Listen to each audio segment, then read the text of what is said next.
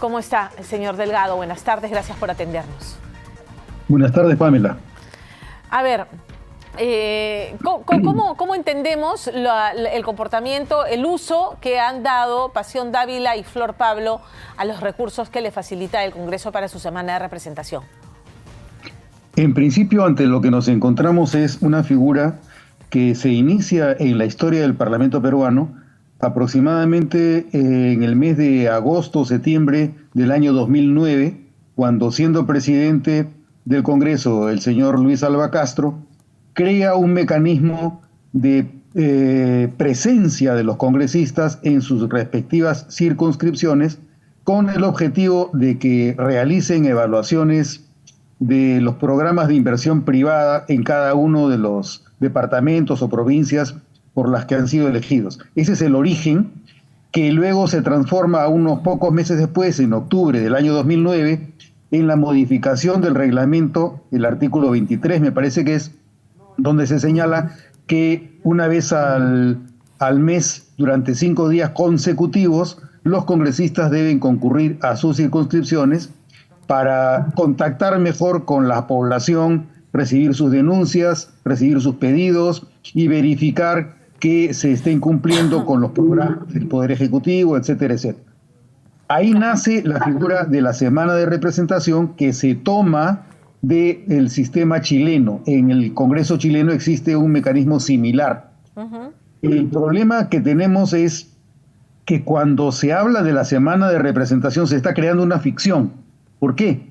Porque la semana de representación supone que la representación se concentra durante una semana al mes entre los congresistas. Sin embargo, los congresistas no dejan de ser representantes durante cada uno de los días del año en el periodo constitucional por el que han sido elegidos. Entonces, representar supone legislar, supone controlar y supone también compartir los problemas que tiene la población, no solamente en la circunscripción por la que los congresistas han sido elegidos, sino conforme lo señala la Constitución, lo que la nación demande. Los congresistas representan a la nación, no representan a circunscripción alguna. Entonces, ¿el problema cuál es? Que al amparo de este paraguas, que es la semana de representación, los congresistas utilizan el tiempo y además los recursos pecuniarios que el Congreso les provee para realizar actividades con las que justifican la obligación que tienen, la obligación funcional que tienen de contactar directamente a las poblaciones por las que ellos han sido elegidos.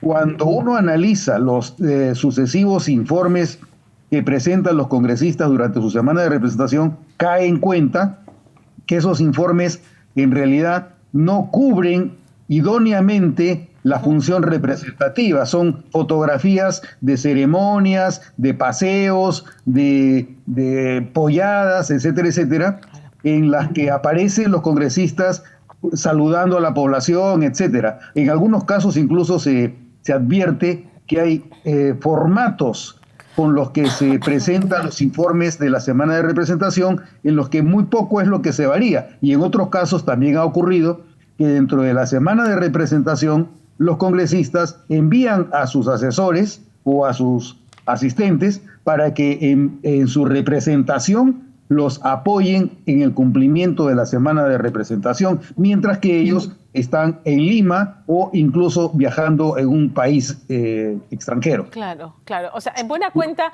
han logrado con esta modificación de la iniciativa de Luis Alva Castro hacerse de un ingreso adicional a labores que ya estaban remuneradas, porque la representación es permanente y no solamente de sus electores, sino a nivel nacional, ¿no es cierto?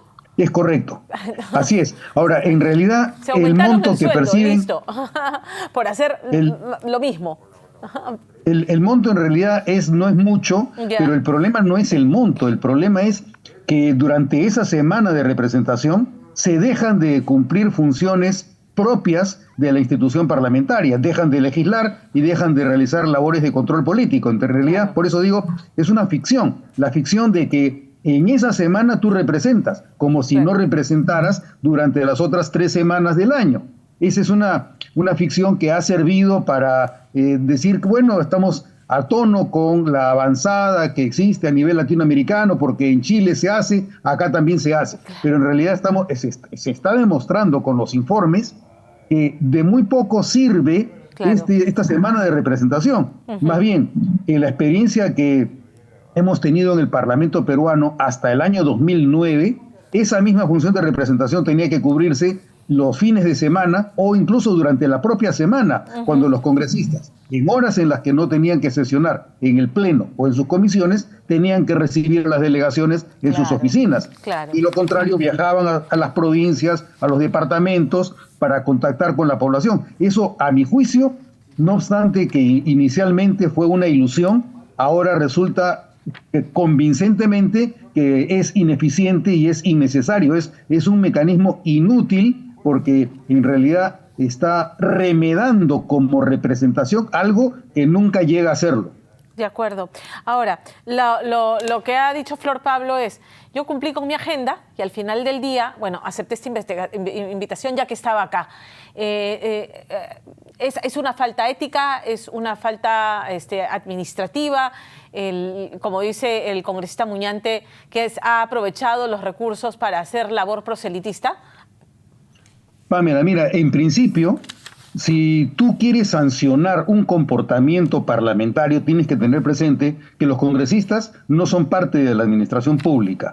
Ellos cumplen de acuerdo a su criterio discrecional. Sin embargo, no obstante que no existe prohibición alguna, ni impedimento que les dificulte a ellos cumplir labores como las de recolectar firmas o la de aparecer en mítines políticos, obviamente ese trabajo no es un trabajo que, digamos, esté institucionalmente justificado, no es un trabajo propiamente institucional, sí es un trabajo político. Y los congresistas que pertenecen a partidos políticos, obviamente, tienen que cumplir también con esa labor. No están impedidos legalmente de hacerlo. Por eso es que la denuncia que presenta el señor Muñante es una denuncia de carácter ético.